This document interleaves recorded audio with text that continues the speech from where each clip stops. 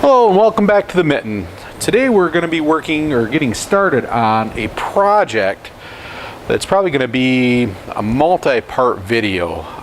Today we're going to kind of go through the project and give you guys an idea of what we're trying to do here. As you can see, I've got some plates of some pretty thick material here. These are basically 3-inch thick.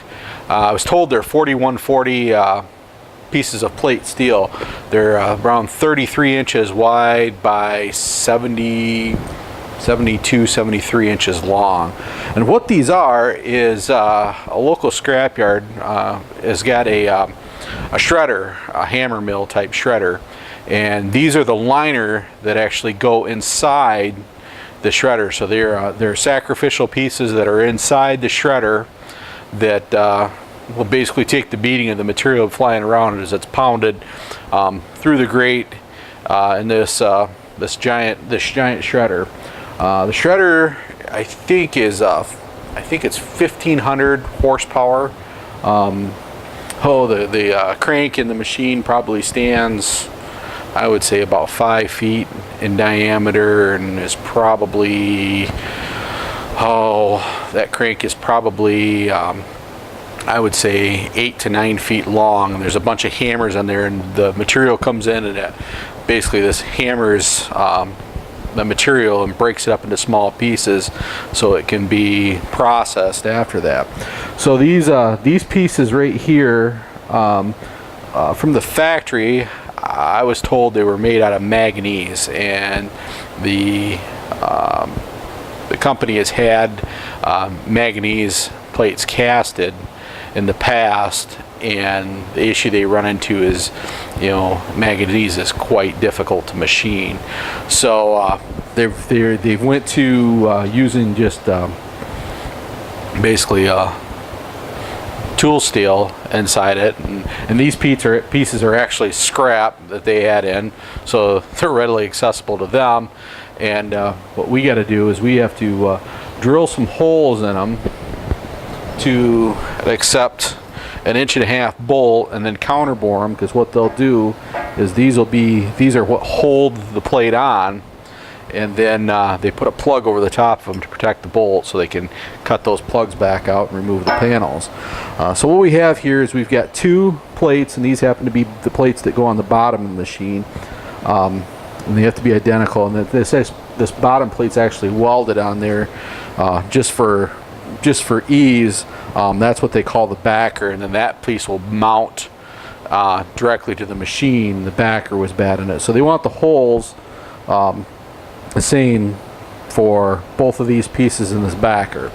So they've already taken and just tacked this the backer to it. So when we put them, what we're going to do, or what my plan is to do, is take and just line this sheet up to this sheet and drill like a 1/2-inch hole into this sheet, so we know that when we drill this sheet down into here, all the holes will line up. So when this machine gets done with its useful life, they can just cut these welds and unbolt it, and then put this piece on, tack it on there, and then bolt it up. We got a drawing of the bolt holes that they need. And so we've got a series of 10 fastener locations that they need on these plates. The issue that I'm running into is the drawing calls out for an 1 5/8 hole for these 1.5-inch bolts, and then they want a 2-inch diameter counterbore, 2 1/4 inches deep.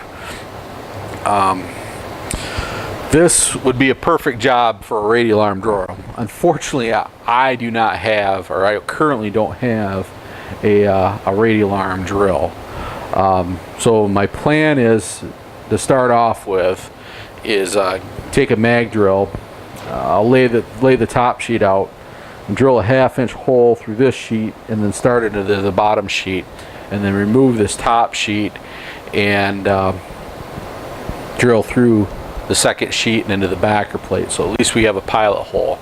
So get the holes laid out, drill a 1/2-inch hole. Then the second step is either use a box column, like a Bickford Super Service box column drill press, and drill the 1 5/8" holes, and then do the counter bore. The problem with that is with a box column, I'll have to slide these sheets around. Well, this top sheet alone weighs just over 2,000 pounds, so it's not going to be a real easy thing to be able to move around on the table. And the other issue is the table supporting that much weight, so I have to have some sawhorses or a forklift or something to support the sheet on the table, so we're not putting all the weight on the table of the box column.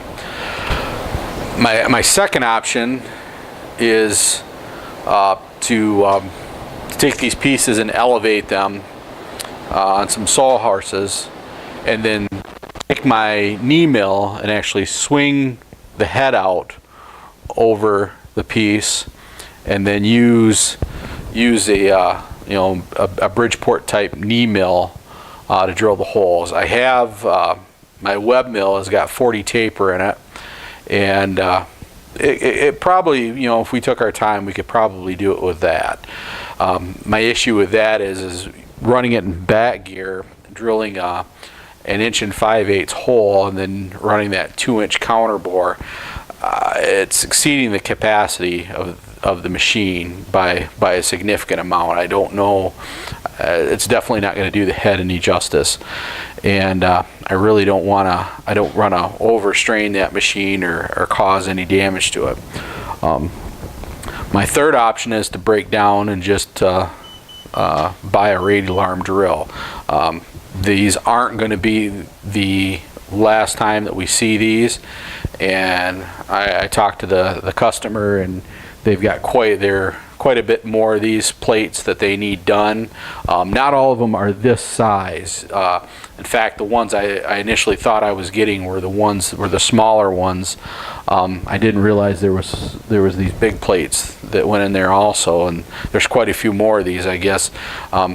I was expecting. I had done these before quite a while back, and the plates were 18 inches by 3 foot, which those are small enough that we can put in the CNC mill and drill the hole using the CNC, and then use circular interpolation to do the counter bore, and that works out quite well.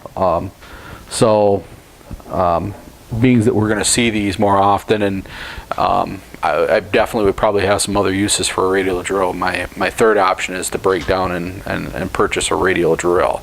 I'm not quite sure yet on what radial drill I want. I'm debating on a Bickford, American.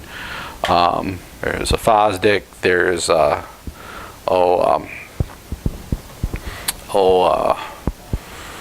there's a import one that I know is available too. So it's going to be price dependent, and it's going to be availability. I don't want to drive a long way, and size too. There's a couple that are actually for sale quite close to me, but they're only have a 3-foot arm and a 9-inch column, and that would be a borderline a bit small for handling something like this. I think their rated capacity, one of them's an American, and the rated capacity's 1.5 inches and 1 5/8". That's not much more.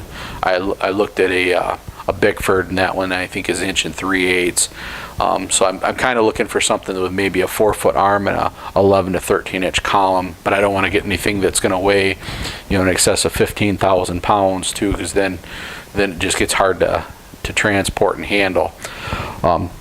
So we'll start off today. I kind of go through with you on how I'm going to lay these out. We're not dealing with, precision locations or anything here. As long as we're close, I mean, that's what counts for this. So we're dealing with quite liberal tolerances that we have here. So tolerances, we're just going to use a scale to lay out the holes, and not gonna not going to worry too much about precision on this one. So let's get started.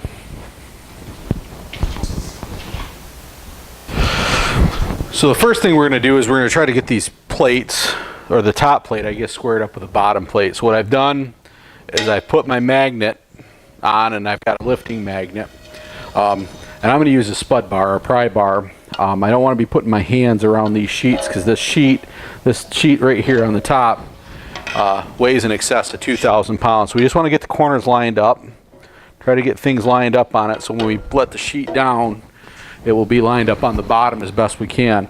And then that way when we drill through this sheet and transfer into the second sheet, it's as lined up as square. So we're using the forklift and the magnet to kind of get it set up. So here we go.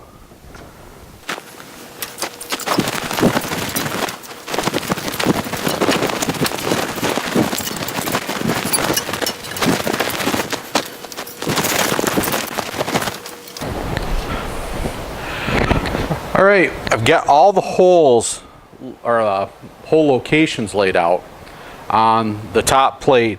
What I did, and there again, this is quite primitive, but we were real liberal with the tolerances. Just as long as the holes match between all three plates, they're not too concerned about the exact locations. So in the interest of time, what I did, and there again it's pretty primitive, is I laid it out with a tape measure, and ended up, I just chalk lined. So we just used chalk lines to put the hole locations in. And again, you know, we're not dealing with tight tolerances here. We're just trying to get the fasteners in it needed to hold the plate on. So I laid those out, center, or prick punched them, and then now we're going to use a center drill, just with a hand drill, just to get a small pilot hole started. So let's go through and we'll do that.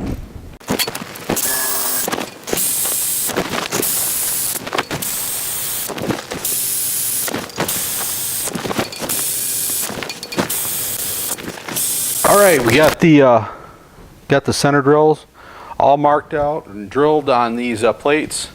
I'll bring the camera over and give you an idea.